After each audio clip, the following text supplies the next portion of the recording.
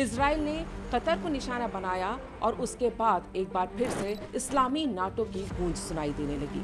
ऐसा नहीं है कि अकारण दोहा पर हमला बोला गया, आर्थिक हित तो टकराते ही हैं। वो हमास का समर्थक है, वहाँ जो अल जजीरा बैठा हुआ है वो वहीं से यूएई और सऊदी दोनों को चुनौती देता रहता है। मुस्लिम ब्रदरहुड के माध्यम से यूएई और सऊदी को परेशान करना, उसको शय देना, ये काम भी कतर ही वहाँ पर बैठ के करता है। शिया सुन्नी की लड़ाइयाँ हैं, अरबी और अज़मी, ईरानी और सऊदी जो पहचान है उसके संघर्ष हैं। इसके साथ तुर्की और कतर का एक गुट है, सऊदी और यूएई का एक समूह है।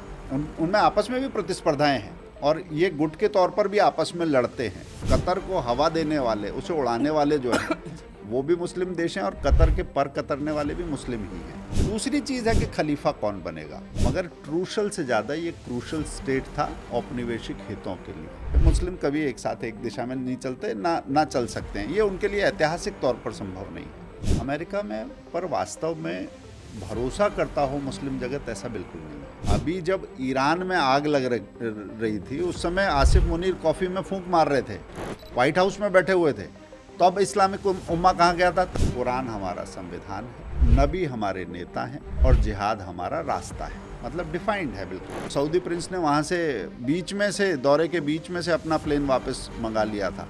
तुरंत जो इस बार बेचा गया है उसका नाम उन्होंने रखा है इस्लामिक नाटो। एक उम्मा आएगा, कोई इस्लामिक नाटो आएगा और उसके तहत सब एक हो जाएंगे, वो शायद 1400 साल पुरानी कबायली व्यवस्था के हिसाब से सोच रहे हैं। आतंकवाद कहाँ से आता है ये सब जानते हैं, पाकिस्तान से आता है। ऐसे में अगर पाकिस्तान की तरफ से कुछ होता है और भारत हमला करता है तो सऊदी अरब का क्या रुख होगा? नमस्कार, टू द पॉइंट में आपका स्वागत है। आज हम टू द पॉइंट बात करेंगे पश्चिम एशिया की, वो पश्चिम एशिया जहां पर एक बार फिर से आग की लपटें दिखाई दे रही हैं। इजराइल ने कतर को निशाना बनाया और उसके बाद एक बार फिर से इस्लामी नाटो की गूंज सुनाई देने लगी। लेकिन इस्लामी नाटो ज़मीनी हकीकत क्यों नहीं बन पाता? बात विचारधारा की होती तो है, लेकिन अंतर विरोध क्या भारी पड़ जाते हैं?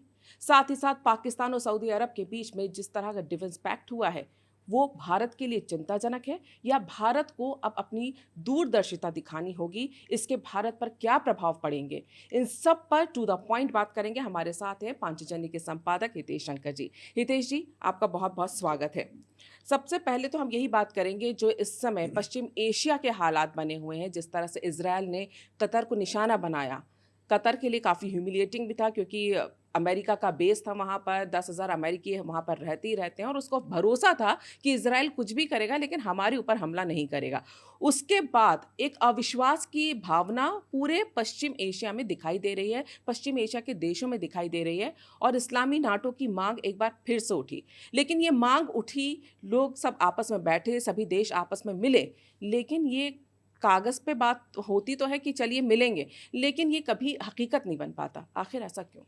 देखिए, पश्चिम एशिया या खाड़ी देशों के बारे में जब भी हम भारत में बैठ के बात करते हैं तो जियोपॉलिटिकल एक्सपर्ट्स अलग तरीके से बात करते हैं। आम लोग जिस तरह से समझते हैं ये खाड़ी देश उस तरीके से एकजुट या बटे हुए नहीं हैं, वो धाराएं अलग अलग हैं। इसको अगर समझना हो तो आप यूँ समझिए कि बहुत सारे भारत में भी ऐसे लोग होंगे जो यूएई और सऊदी इसका अंतर नहीं समझते होंगे, या कतर, ये सबको एक साथ ही समझते होंगे। एक बड़ी संख्या है, इसलिए ये मुद्दा ज़्यादा दिलचस्प हो जाता है। वहाँ बैठक में सबका आना, एक आवाहन, ये तो होता है, मगर कतर का कुल आकार कितना है अगर आप देखेंगे तो एक देश के तौर पर बड़ा लगता है, मगर जब जनसंख्या वगैरह देखेंगे तो अपने जयपुर जैसे शहर के बराबर वो कुल है। उसकी एक आर्थिक हैसियत है, मगर मुस्लिम होने के अलावा भी वो एलएनजी का एक निर्यातक है, और ये निर्यातक होने के अलावा वो और क्या करता है जिससे फांक पैदा होती है? आर्थिक हित तो टकराते ही हैं। वो हमास का समर्थक है, वहाँ जो अल जजीरा बैठा हुआ है वो वहीं से यूएई और सऊदी दोनों को चुनौती देता रहता है। और इसके साथ साथ एक जो बड़ी बात है कि ब्रदरहुड आंदोलन जो था, मुस्लिम ब्रदरहुड, वो लगता है सबकी एकता की बात, मगर मुस्लिम ब्रदरहुड के माध्यम से यूएई और सऊदी को परेशान करना, उसको शय देना, ये काम भी कतर ही वहाँ पर बैठ के करता है। यानी इस बार पिन मारने वाले के घर में किसी ने पिन निकाल के हैंड ग्रेनेड डाल दिया, मामला ऐसा था। ये एकता इतनी सरल नहीं है। और अरब दुनिया जो है वो अलग तरह से संगठित है, अलग अलग तरीके से बटी हुई है। शिया सुन्नी की लड़ाइयाँ हैं, अरबी और अज़मी, ईरानी और सऊदी जो पहचान है उसके संघर्ष हैं। इसके साथ तुर्की और कतर का एक गुट है, सऊदी और यूएई का एक समूह है। उनमें आपस में भी प्रतिस्पर्धाएं हैं और ये गुट के तौर पर भी आपस में लड़ते हैं। तो यानी एकजुट दुनिया जैसे समझती है कि सारे मुस्लिम हैं, सारे एक हैं, ऐसा है नहीं। कहने को उन्होंने एक संगठन ओआईसी भी बना रखा है, मगर वो बयान जारी करने के लिए, कागज़ निकालने के लिए, उसके लिए ठीक है, मगर कुल मिलाकर बहुत उलझी हुई कहानी है। और इस तरह से अगर देखें तो कतर को हवा देने वाले, उसे उड़ाने वाले जो हैं वो भी मुस्लिम देश हैं और कतर के पर कतरने वाले भी मुस्लिम ही हैं। क्योंकि हम बात कर रहे हैं कतर की और आपने सऊदी अरब की भी बात की। एक चीज़ लोगों को लगती है कि ओआईसी में 57 देश हैं, जो भारत में भी कई लोग रहते हैं, वो ये मानते हैं कि भाई 57 मुस्लिम देश हैं और ये सारे मिलते हैं, बातचीत करते हैं, उम्मा की बात होती है वहाँ पर। लेकिन जब बात आती है, एक एकता की बात आती है, तो वो एक मंच पर इकट्ठे होकर बातचीत करने को तो जुट जाते हैं। राष्ट्रवाद की भी बात होती है, लेकिन अरब एकता के नाम पर जो है ये सारे देश अलग अलग बट जाते हैं, उसमें कोई सहमति कभी नहीं बन पाती है। क्या वहाँ पर जो वर्चस्व की लड़ाई रहती है, जो खलीफा की लड़ाई है, जो तुर्की बनना चाहता है, दूसरी तरफ सऊदी अरब अपने आप को बताता है, क्या ये लड़ाई इतनी गहरी है कि ये आपस में मुस्लिम देश कभी एक नहीं हो पाते? और आगे भी ऐसी कोई संभावना आपको लगती है कि ये जो इनके बीच का विवाद है या ये तनाव है, ये कम होगा? देखिए, एक जो ऐतिहासिक कारण है वो मुस्लिम जगत के नेतृत्व का भी है, मगर इसके साथ ही कारण है कि उससे पहले शिया सुन्नी दरार है, उसको ये पाट नहीं सकते। वो पहचान से जुड़ा हुआ है, मान्यताओं से जुड़ा हुआ है, और धरती के आगे जो जन्नत की कल्पना है जिस पर लोग जी रहे हैं, उनका मानना है अगर वो नहीं पलट सकते तो यहाँ के बिलीफ सिस्टम को आप कैसे बदलेंगे। तो शिया सुन्नी दरार तो ऐसी है, किसी राजा के बूते, किसी व्यवस्था के बूते, किसी इस्लामी हुकूमत के बूते, किसी खलीफा के बूते ये पार्टी नहीं जा सकती। दूसरी चीज़ है कि खलीफा कौन बनेगा। तो खलीफा बनने के लिए तुर्की और सऊदी की लड़ाई जो है उसके बहुत सारे शेड्स इतिहास ने देखे हैं। खूनरेजी का इतिहास है, बहुत खून भी बहा है, नफ़रत भी खूब हुई है। अब भारत तक बट गया था जब खिलाफत आंदोलन का समर्थन गांधी जी ने किया तो गांधी जी से लोग छिटक गए थे। ऐसा मतलब एक वो बड़ा विषय है, सीधा नहीं है। तीसरी बात है कि पहले अपने घर कुनबे को देखें, अपने देश को देखें या उम्मा को देखें। प्रायोरिटी का एक जो संकट है वो भी इनके सामने है, क्योंकि जब उम्मा की बात आती है तो एक ये फैशनेबल विचार लगता है, अच्छा विचार लगता है, दार्शनिक विचार लगता है, मगर उससे के साथ ही अपने देश के चिंताएं हैं, अपने यहाँ के राजनीतिक व्यवस्था जिसमें वहाँ पर पारिवारिक शासन भी है, ये भूलने वाली बात नहीं है। क्योंकि जो अगर इसके थोड़ा सा और इतिहास में जाएं तो आप देखेंगे कि 1878 से 1971 वगैरह तक ये जो ब्रिटेन के लिए ये ट्रूशल स्टेट के तौर पर संगठित था। ये यूएई वाला जो क्षेत्र है, दक्षिण पूर्व का जो क्षेत्र था, उन्होंने इसे इस तरह से संरक्षित किया कि वहाँ से समुद्री डाकुओं के हमले होते हैं, तेल के संसाधनों की लूट होती है, उनका अपना हित था। मगर जो ट्रूशल स्टेट हुआ, ट्रूशल का अर्थ हुआ कि ऐतिहासिक तौर पर ये एक क्षेत्र है जिसमें आपस में जुड़ाव दिखाई देता है, मगर ट्रूशल से ज़्यादा ये क्रूशल स्टेट था औपनिवेशिक हितों के लिए, कि तेल की सप्लाई जारी रहनी चाहिए। और उसके साथ ही ऐतिहासिक तौर पर एकजुट नहीं था, ऐतिहासिक तौर पर एक दूसरे से लगातार लड़ने वाले जो लोग थे वहाँ पर थे। ये 7 परिवारों में उसे उस समय पर व्यवस्थित किया गया, और उसके कारण से आज तक जो कबीलाई दौर से जो लड़ाइयाँ हैं उनके निशान मिटे नहीं हैं, पारिवारिक हित खत्म नहीं हुए। फिर आसपास के देश हैं, ओमान है, बहरीन है, कतर है, यूएई है, सऊदी है, ये सारा इन सब के जो शासन व्यवस्थाएं अलग हैं, परिवार व्यवस्थाएं अलग हैं और लक्ष्य भी अलग अलग हैं। इसलिए औपनिवेशिक शासन ने इनके लिए एक समृद्धि का रास्ता तो दिया, व्यवस्था भी बनाई, मगर उसके साथ इनके आपस की टकराहट ना ख़त्म हुई है, ना इतने आसानी से ख़त्म हो सकती है। सीधा सीधा ये देखना कि खाड़ी देशों ने ये किया, खाड़ी देश एक साथ कभी नहीं चलते, मुस्लिम देशों ने ये किया, मुस्लिम कभी एक साथ एक दिशा में नहीं चलते, ना चल सकते हैं। ये उनके लिए ऐतिहासिक तौर पर संभव नहीं है। अगर हम बात करें जिस तरह से आप इतिहास की बात कर एक रहे हैं, इसमें एक जी। और बात भी है कि इतिहास का एक पन्ना अभी कतर ने सबको इकट्ठा किया है कि हम पर हमला हुआ है, अब सब एक हो जाओ। मगर इसी कतर की नाकेबंदी खुद सऊदी और यूएई ने 2017 में की थी। उस समय कोई नहीं बोला था, क्योंकि कतर जो पिन मारने का काम करता है, परेशान करने का काम करता है, अतिवादी लोगों को आगे बढ़ाने का काम करता है, उसे जब लोगों ने कहा कि नहीं, कतर को जब तक टाइट नहीं करेंगे, इसको ठीक नहीं करेंगे, तब तक ठीक नहीं होगा। आज कतर पर बम पड़ा है, आज कतर पर हमला हुआ है, तो वो बिलबिला रहा है। मगर कतर ने भी यहाँ पर एक उपद्रव खड़ा किया हुआ था बाकी सबके लिए। इसलिए यहाँ से आप कतर को अब मुस्लिम देशों का एक उसका हिस्सा मानते हैं, उसे संगठन मानते हैं कि वहाँ पर सब इकट्ठे हैं, मगर कतर वहाँ पर एक ट्रबल एजेंट के तौर पर भी रहा है उनकी दृष्टि से, उसको भी नहीं भूलना चाहिए। 2017 का घटनाक्रम, कतर की नाकेबंदी कोई भूली जाने वाली बात नहीं है।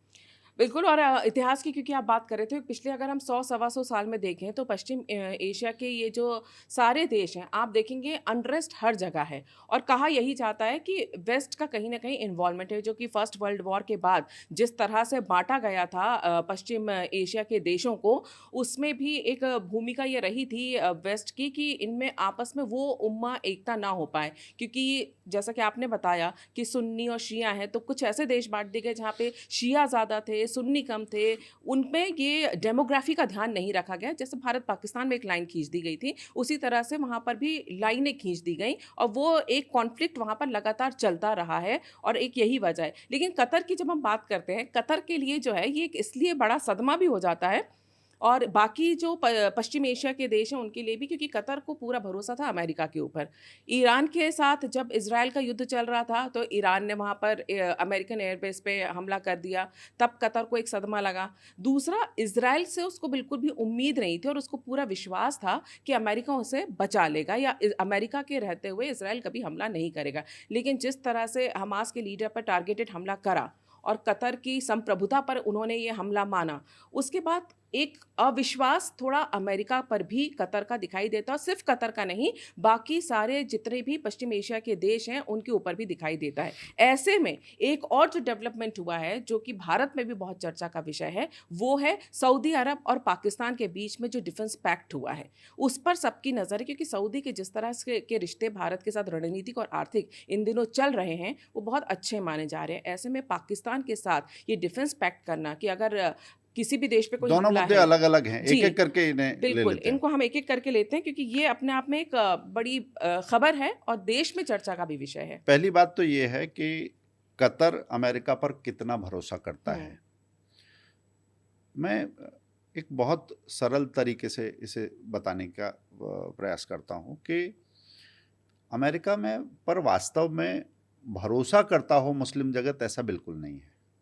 फिर उसके अलग अलग ह्यूज, टिंट्स, शेड्स हो सकते हैं, उसकी ग्रेडिंग हो सकती है, कौन कितना साथ है, कौन कितना विरोध में, कौन कितना मुखर है। जैसे कि पाकिस्तान भी यहाँ से चला गया, खाड़ी देश नहीं है मगर उछल के एकदम से वहाँ पहुँच गया वो। और इस्लामिक उम्मा के तहत। और अभी जब ईरान में आग लग रही थी, उस समय आसिफ मुनीर कॉफ़ी में फूंक मार रहे थे, व्हाइट हाउस में बैठे हुए थे, तब इस्लामिक उम्मा कहाँ गया था, तब मुस्लिम चिंता कहाँ गई थी, तब तो इस्लामिक हितों का जैसे आप सौदा करके आ गए। इस तरह से आसिफ मुनीर वहाँ पर बैठे हुए थे। इसलिए पाकिस्तान एक अलग अपना मतलब का यार है और उसे कोई इस्लामिक हितों की बात की आवश्यकता नहीं है, ना इस्लामिक वैल्यूज़ वगैरह जो बाकी जगह पर बात होती है उनमें से किसी का पैटर्न ये फॉलो कर रहे हो, ऐसा भी नहीं है। कतर के जो हम जिस शब्द की बात कर रहे थे कि बिलीफ, तो अमेरिका को देखने का वही दृष्टिकोण है जो पश्चिम को देखने का दृष्टिकोण है। कतर खासकर एक एंटी वेस्ट मुहिम का समर्थक है, जिसे बोलते हैं मुस्लिम ब्रदरहुड। और मुस्लिम ब्रदरहुड जब हसन अली बन्ना ने इसकी 1928 शायद उसकी जब स्थापना हुई, उसके बाद से इस मूवमेंट को अगर समझें तो वो मूवमेंट है कि अल्लाह हमारी मंजिल है, कुरान हमारा संविधान है, और नबी हमारे नेता हैं, और जिहाद हमारा रास्ता है। मतलब डिफाइंड है बिल्कुल। और इस मूवमेंट को जो पोसते हैं कतर जैसी ताकतें, वो बाकी लोगों को डराते भी हैं। क्योंकि जब वो मिस्र में जाते हैं तो मिस्र में नासिर, टीटो और नेहरू की जो बात करते थे हम गुटनिरपेक्षता के दौर में, तो मिस्र में लोकतंत्र आया, व्यवस्थाएं आई, तो अगर कोई बात करेगा जिहाद की, अगर कोई बात करेगा कि संविधान नहीं कुरान ही चाहिए, शरिया चाहिए, तो वो सीधा सीधा उन व्यवस्थाओं को चैलेंज कर रहा है। मिस्र को क्यों कतर सुहाएगा जो बाकियों को बढ़ा रहा है, जो मुस्लिम ब्रदरहुड को बढ़ा रहा है। इसी तरह से जो राजवंश हैं वहाँ के, सऊदी राजवंश और बाकी सब, वो क्यों चाहेंगे कि बाकी सत्ता व्यवस्थाओं में उथल पुथल करने वाला मुस्लिम ब्रदरहुड ऐसा आ जाए कि सारी सरकारों को पलट दे। अरब स्प्रिंग क्या था? अरब स्प्रिंग के समय पर जब ट्यूनीशिया, लीबिया, मिस्र, इस सब जगह पर दिक्कतें हो रही थी, उस समय तुर्की और कतर बहुत आराम से देख रहे थे कि अब होने दो, खेल तो असली हम खेलेंगे। वो बाकियों को ललकार रहे थे, ये इतने सीधे नहीं है, इतने शांत नहीं है, छोटे हैं मगर बहुत खुराफाती भी हैं, ये इनका इतिहास बता रहा है। और वहाँ बैठकर मीडिया नैरेटिव चलाना, जैसे अल जजीरा की वजह से उन देशों को भी दिक्कत होती है। अल जजीरा आप पूरे मुस्लिम जगत की आवाज़ नहीं मान सकते, वहाँ से ये भी दिक्कत होती है। ब्रदरहुड को एक फैशनेबल तरीके से लोकतांत्रिक तौर पर कि ये अरब स्प्रिंग है, वहाँ पर लोकतांत्रिक व्यवस्था नहीं है, वो इस्लामिक शरिया व्यवस्था के लिए फैशनेबल तरीके से विद्रोह करने का एक तरीका है। तो उन सब के पीछे एक कतर था। तो अमेरिका भी ये बात समझता है और कतर भी ये बात जानता है कि हम कर क्या रहे हैं। तो जो कर रहे हैं उन्हें ये भी पता है कि इस करतूत का असर क्या हो सकता है। तो ऐसा नहीं है कि अकारण दोहा पर हमला बोला गया, उसकी चिंताएं हो सकती हैं, राष्ट्र और विदेश नीति में उसकी चिंताएं और वो सब चीज़ें होती हैं, प्रभुसत्ता का सम्मान, वो सारी बातें होती हैं, मगर उसके पीछे के कारण ऐतिहासिक हैं, भू रणनीतिक हैं, गहरे हैं। एक बार में अकस्मात कोई चीज़ नहीं हुई है। ये किसी भी देश की प्रभुसत्ता का उल्लंघन नहीं होना चाहिए, मगर वो देश क्या कर रहा है। तो ये सारी चीज़ें बताती हैं कि इतना सीधा सरल नहीं है। और इन देशों में भी आपको मजहबी लाइंस पर सांप्रदायिक विभाजन दिखाई देगा, क्योंकि ये पहली बार नहीं है। ये बार बार इकट्ठे होने की कोशिश करते रहे, मगर जो इनकी फॉल्ट लाइंस हैं वो हिस्टोरिकल हैं और वो अभी भी उसी लाइंस पर चल रहा है।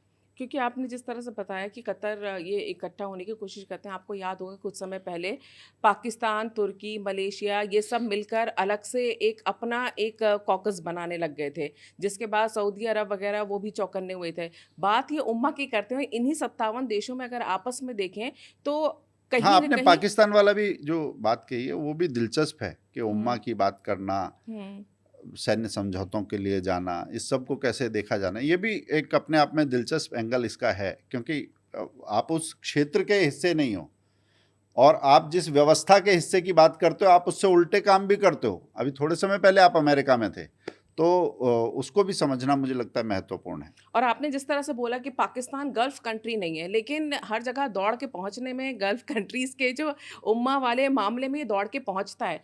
यही कहा जाता है कि ये जो सारे देश हैं, भाव थोड़ा बहुत पाकिस्तान को इसलिए देते हैं क्योंकि उसके पास न्यूक्लियर बॉम्ब्स हैं, और ना उनमें ना से ना ऐसे ना ऐसा कहा जाता है कि न्यूक्लियर बॉम्ब्स होने की वजह से उसको वहाँ पर थोड़ी बहुत अहमियत दे दी जाती है, क्योंकि और किसी भी कंट्री के पास, गल्फ कंट्री के पास न्यूक्लियर पावर नहीं है। आपने अगर पाकिस्तानी चैनल देखे हों तो वहाँ के डिबेट्स में भी पाकिस्तान को बड़ा शीशा दिखाने का काम होता है कि पहले अपनी शक्ल देख लो। जिस मुस्लिम उम्मा से आप अपनी बराबरी की बात करते हो, जिनसे अपनी रिश्तेदारी की बात आप कर रहे हो, वो रिश्तेदार आपको रिश्तेदार ही नहीं मानता।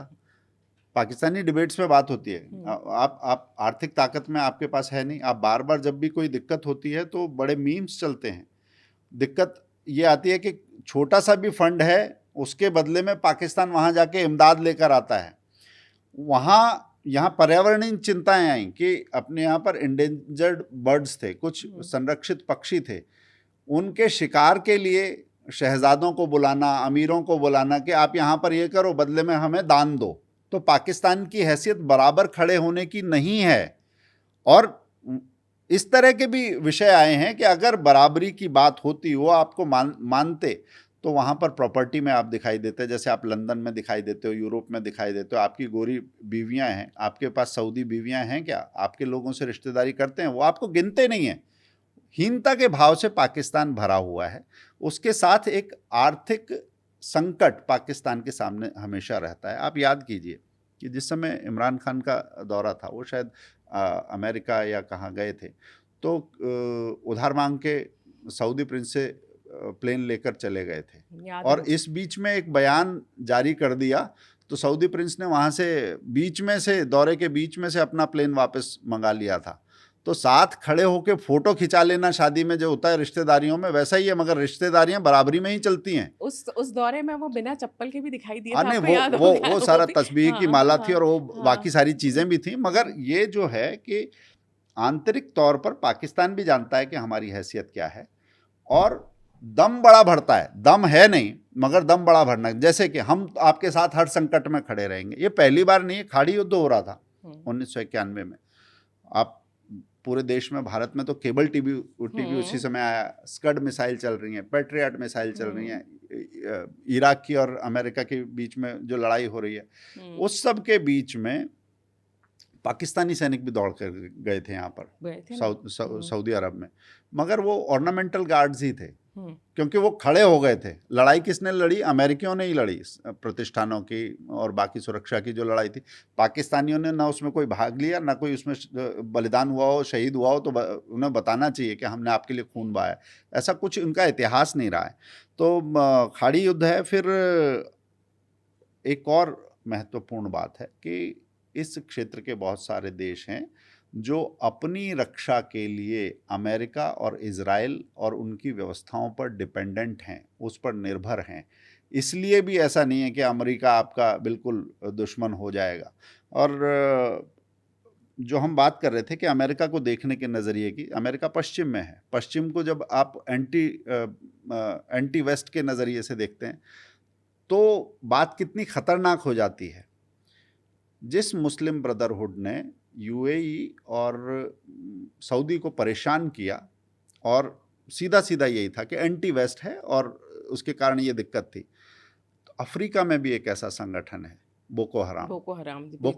बोको हराम का मतलब आपको मालूम है कि हराम तो समझ में आता है, हराम और हलाल जो होते हैं। तो एंटी वेस्ट में भी जो एंटी है वो हराम वाला ही है, और बोको में जो बोको है उसका मतलब पश्चिम ही है, यानी वो भी एंटी वेस्ट ही है, वेस्ट को नकार रहे हैं। यहाँ पर भी एंटी वेस्ट मूवमेंट है। आपकी निर्भरता भी उसी वेस्ट के ऊपर है, आपका लेन देन भी उसी वेस्ट के ऊपर है। इसलिए कुछ लोग उस चीज़ को हवा देने वाले हैं और कुछ उसको हटाने वाले हैं। सरल नहीं है, ये समीकरण उलझा हुआ है। आप जिस तरह से बता रहे हैं कि पाकिस्तान की कोई हैसियत नहीं होती है अगर आप या सऊदी या यूएई में जाएं, लेकिन एक तस्वीर है जो कि पाकिस्तान के लोगों को, जो होता है ना नैरेटिव की लड़ाई, वो लड़ने लगते हैं और ज़रा से में बहुत खुश हो जाते हैं। जो अभी शहबाज शरीफ गए हैं सऊदी प्रिंस के साथ, उनके लिए रेड कारपेट ट्रीटमेंट उन्हें मिला है और फिर डिफेंस पैक्ट किया गया है, उसे लेकर पाकिस्तान बहुत उछल रहा है। और हालांकि भारत ने कहा कि हमें इसका अंदाज़ा था और हम आकलन कर रहे हैं। ये वही पाकिस्तान है जिससे आप कह रहे हैं कि बिल्कुल कोई भाव नहीं देता सऊदी अरब, और जब रेड कारपेट ट्रीटमेंट मिलता है, ये वही पाकिस्तान है जिसके लिए कुछ समय पहले सऊदी अरब ने ये बोला था कि पाकिस्तान के भिखारी यहाँ आके हमारे देश को खराब कर रहे हैं, अपने भिखारी ले जाओ। वहाँ से डिपोर्ट किए गए थे। बिल्कुल डिपोर्ट किए गए थे, उनके भिखारियों से परेशान थे। ये वही पाकिस्तान के प्राइम मिनिस्टर हैं जहाँ पर आटे के लाले पड़े हुए हैं, और जब उन्हें red carpet treatment Saudi Prince से मिलने लगता है, तो आप सोच सकते हैं कि पाकिस्तान की जनता को वो कितना बड़ा चूरन देते होंगे। झूठ बोलने में तो आपने कहा कि कितना बड़ा चूरन देते होंगे, वो चूरन जो इस बार बेचा गया है उसका नाम उन्होंने रखा है इस्लामिक नाटो। और इस्लामिक नाटो कोई फिलोसफिकल थॉट नहीं है, और ये कोई इतिहास की बड़ी घटना भी नहीं है। इस्लामिक नाटो आकर्षक लग सकता है उन लोगों को जिन्होंने पहले ना सुना हो, एकता की बात अच्छी लगती है, मगर 1980-90 में पहली बार ये लॉलीपॉप लेकर पाकिस्तान गया था। उसने कहा था कि आइडिया ऐसा है कि इस्लामिक देशों की शक्ति किसी को भी झुका सकती है, हम अपने हिसाब से काम कर सकते हैं, मगर काम करने का कोई एजेंडा होना चाहिए ना। एजेंडा अगर फॉल्टी हो और आपकी जो दरारें हैं वो बहुत गहरी हो तो काम कैसे होगा। एक IMFT बनाया गया था, Islamic alliance, military alliance to fight terrorism. आतंकवाद से लड़ना था, आइडिया ऐसा ही बड़ा था। ये शायद 97 की बात है, नहीं ये 2017 की बात है। तो ये अलायंस भी बना लिया गया, बातें भी बड़ी बड़ी करी गई, मगर आतंकवाद से लड़ने की कमान किसको सौंपी गई? राहिल शरीफ को। अब पाकिस्तान आतंकवाद से लड़ सकता है क्या? जिसके पीछे ऐसा थोथा एजेंडा हो, ढोल बजाने के लिए ठीक है, नारे लहराने के लिए ठीक है, मगर वास्तविकता वही है कि हमें प्लेन दे दो, हमें दान दे दो, हमारे साथ खड़े रहो, हमारे यहाँ के चिड़िया मार लो। तो जो चिड़ी मार वाला स्थिति होती है, पाकिस्तान की स्थिति उस दुनिया में वही है। वो ना आपस में गिनते हैं, ना इसकी वक़्त है, और पहले देख चुके हैं। आतंकवाद वाले में भी जो कहा, अभी 3 दिन पहले मैं जैश के कमांडर के कबूलनामे सुन रहा था, उससे पहले एबटाबाद वाली जो घटना हुई, अमेरिका ने घुस के लादेन को मारा था, उस समय पाकिस्तान आतंकवाद के मुद्दे पर कैसे उसको बढ़ावा देने वाली आंतरिक तौर पर त्रस्त नहीं है, उन्हीं के पोषण में व्यस्त रहा है, ये दुनिया जानती है। और ये सारे एक्सपोज हो रहे हैं, वो आतंकी कमांडर खुद बता रहे हैं। दूसरी जगह जाकर उन सबसे लड़ने के लिए नेतृत्व में उसमें भी पैसा उठा के ले आता है, मगर वास्तव में पाकिस्तान की हैसियत ऐसी नहीं है कि वो अंतर्राष्ट्रीय किसी भी विश्वसनीय गठबंधन का सदस्य भी बन पाए। नेता तो बात छोड़िए, एटम बम होना अलग बात है, मगर नेताओं को अगर समझना हो तो वो कहते हैं हमने पाव के एटम बम बनाए हैं, हम ऐसे मारेंगे। एटम बम ऐसा नहीं होता जैसी पाकिस्तान की समझ है। तो एटम बम के साथ जो गंभीरता होनी चाहिए, उसके साथ जो स्थिरता की अपेक्षा है, उसके साथ जो परिपक्वता की अपेक्षा है, अगर ये हो तो आप विश्व के किसी मंच पर अपनी बात रख सकते हैं। वो एक डिटरेंट हो सकता है, वो सप्रेशन की पावर नहीं हो सकती, विनाश की शक्ति नहीं हो सकती। पाकिस्तान की हर बात में विनाश की बात आती है दुनिया में, इसीलिए कोई उसे सीरियसली नहीं लेता है। और आज की भी बात वही है कि जो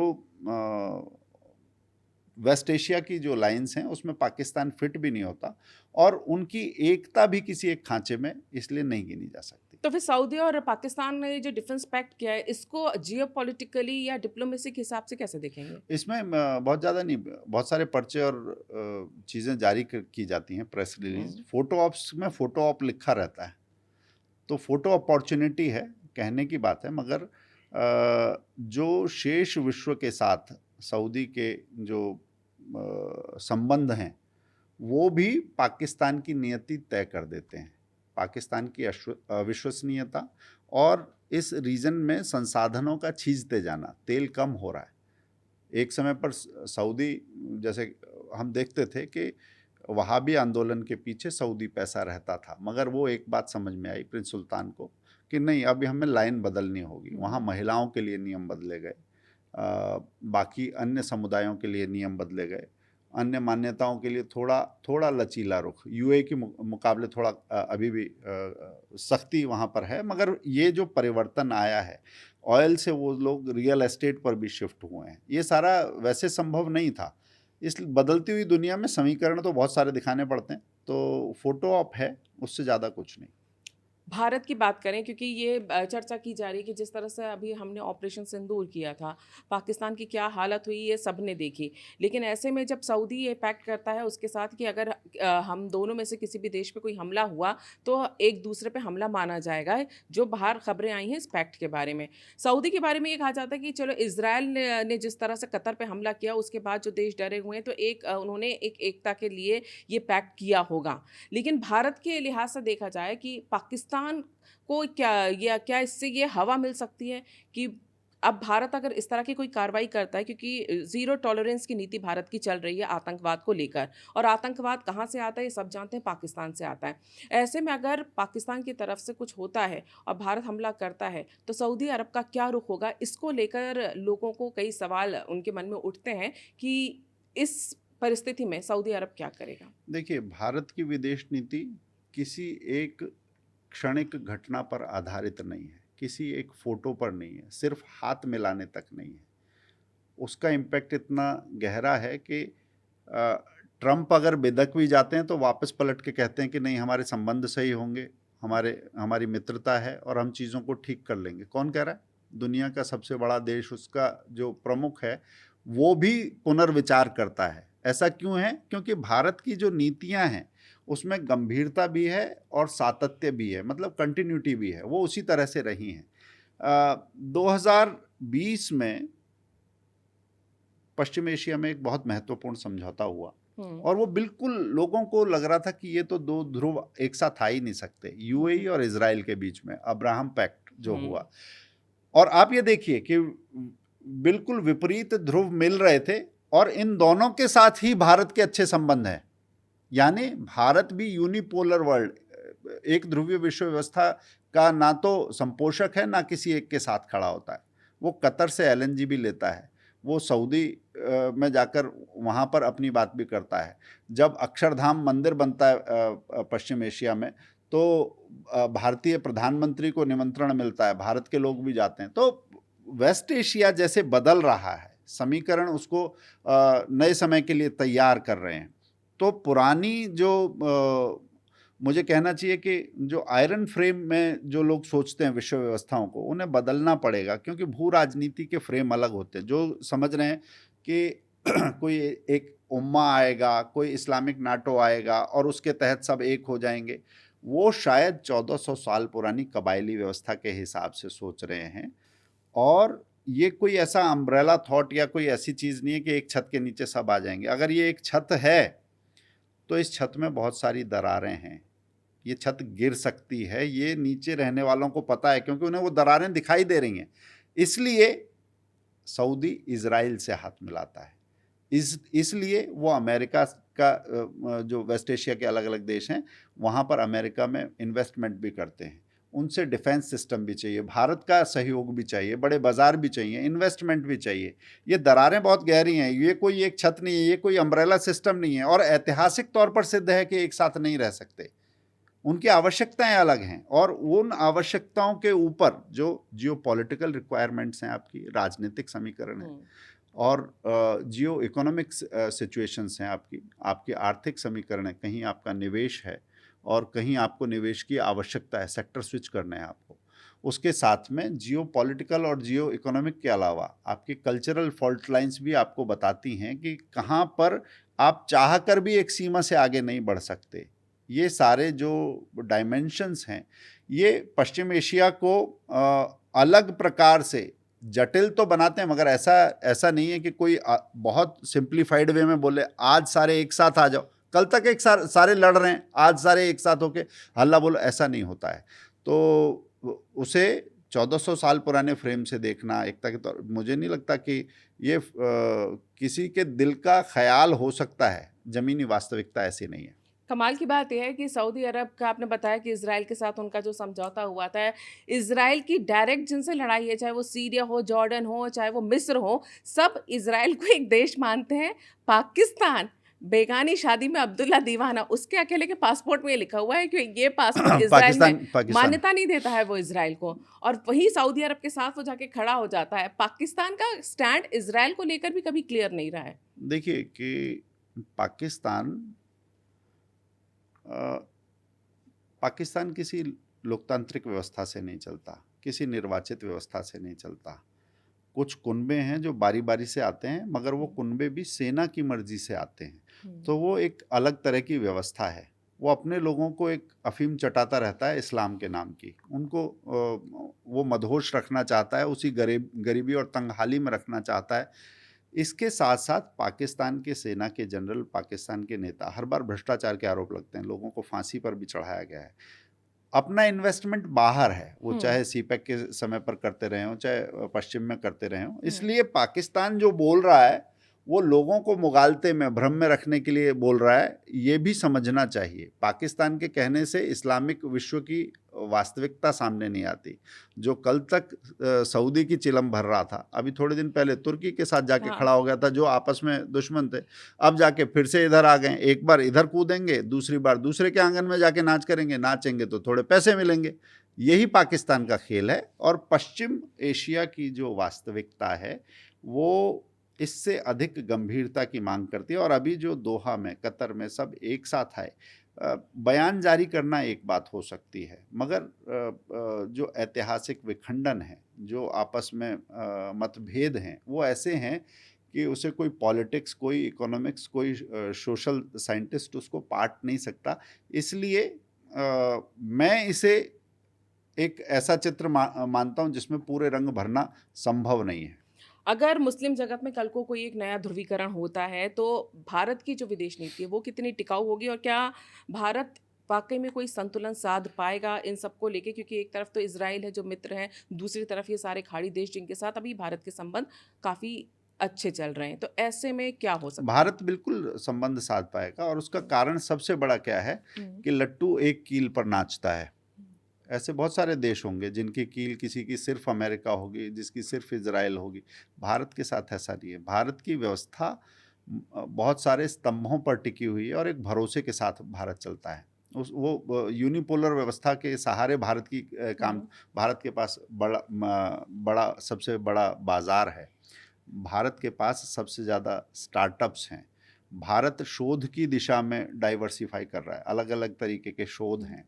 भारत विश्व में अलग अलग मंचों पर, चाहे वो ब्रिक्स की बात हो, चाहे वो क्वाड की बात हो, चाहे वो इजराइल और यूएई के साथ हमारे संबंधों की बात हो, हमारे बहुध्रुवीय, बहुपक्षीय और द्विपक्षीय और त्रिपक्षीय भी हमारे अलग अलग तालमेल और व्यवस्थाएं ऐसी हैं कि किसी एक की परिक्रमा करने की भारत को आवश्यकता नहीं है।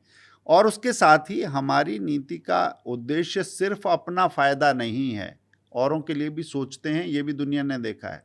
अभी जो कोविड के समय में जो भारत की ताकत दुनिया ने देखी कि पूरी दुनिया में, अमेरिका के जैसे देश में 6-7 हज़ार रुपये एक इंजेक्शन के, जो इतना संपन्न देश है, विकसित देश कहते हैं, वहाँ पर लोगों को चुकाने पड़े। भारत ने न सिर्फ अपने लोगों को डबल शॉट वैक्सीन दी, बल्कि दुनिया के करीब 200 देशों तक दवाई पहुँचाई, निःशुल्क पहुँचाई।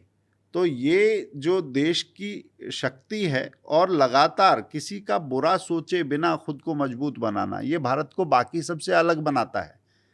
लड़ाई आपकी होगी, आप भारत को इसमें मत घसीटो, भारत से आपकी लड़ाई नहीं है। भारत के प्रति शत्रुता की दृष्टि रखकर आप नई विश्व व्यवस्था में अपनी प्रासंगिकता नहीं रख सकते। यूक्रेन भी कहता है कि ये झगड़ा सुलझाना है तो भारत को उसमें मदद करनी चाहिए, अमेरिका भी कहता है, बाकी लोग भी कहते हैं। यानी शांति का कारक भारत है, उपद्रव का, विनाश का, फॉल्ट लाइंस का सौदागर भारत नहीं है। बिल्कुल ठीक कह रहे हैं आप। और जिस तरह से अभी जो सबसे बड़ी चर्चा जो हम आपसे बोल रहे थे, कतर के बाद जो इजराइल ने हमला किया, उसके बाद ये जो सारे देश इकट्ठा हुए थे, 22 देशों ने कोशिश की थी इस्लामी नाटो बनाने की, लेकिन हाथ सिर्फ 2 ही मिल पाए, सऊदी अरब और पाकिस्तान के। और सऊदी भी अच्छी तरह से जानता है कि पाकिस्तान हाथ फैला कर आएगा और कितना देना है वो उसको पता है, और भारत से उसको कैसे संबंध रखने ये भी उसको पता है। भारत की विदेश नीति इस मामले में पाकिस्तान से कहीं ज़्यादा परिपक्व है। इसलिए ये सोचना कि सऊदी और वो साथ साथ घूम रहे हैं तो पाकिस्तान के लिए हवा भरने की बात तो है, उनकी आदत है ज़रा में उड़ने लगने की, लेकिन दूरदर्शी देखा जाए तो मुझे नहीं लगता कि भारत की विदेश नीति जो है वो इतनी कमज़ोर होगी कि इससे प्रभावित होगी। बाकी रही बात कतर की, तो कतर के लिए एक सबक तो है। कतर के साथ साथ पश्चिमी देशों, जितने भी जो पश्चिम एशिया के देश हैं, उनके लिए भी थोड़ा सा अमेरिका को लेके वो सतर्क हुए हैं। क्योंकि यहाँ पर भी हितेश जी आपको याद होगा कि कतर ने जब ये बोला था कि हम पे हमला किया गया, अमेरिका ने बताया नहीं, तो ये बहुत विवाद अभी हुआ। ट्रंप ने ट्वीट करके बोला था कि हमने बता दिया था उनको कि हमला होने वाला है। तब एक झूठ सामने आया कि हाँ बताया तो था, लेकिन हमला होने के बाद बताया था। कतर ने ये साफ साफ बोला है। तो एक तरफ ये भी है कि पश्चिम देशों में, विशेष तौर से अमेरिका को लेके थोड़ी से ये पश्चिम एशिया के देश जो हैं सतर्क हुए हैं, लेकिन इनकी एकता बहुत मुश्किल है। जिस तरह से हितेश जी ने इतिहास भी बताया, वर्तमान भी बताया, और भविष्य में क्या इनके बीच में कॉन्फ्लिक्ट्स हो सकते हैं और क्यों ये एकता जो है हकीकत नहीं बन सकती, ये भी आपने अच्छी तरह से समझा दिया। इसके लिए आपका बहुत बहुत धन्यवाद। इससे जुड़ी और भी कई हम जानकारियाँ जब जब आएंगे हम आपसे चर्चा करते रहेंगे, टू द पॉइंट बात करते रहेंगे।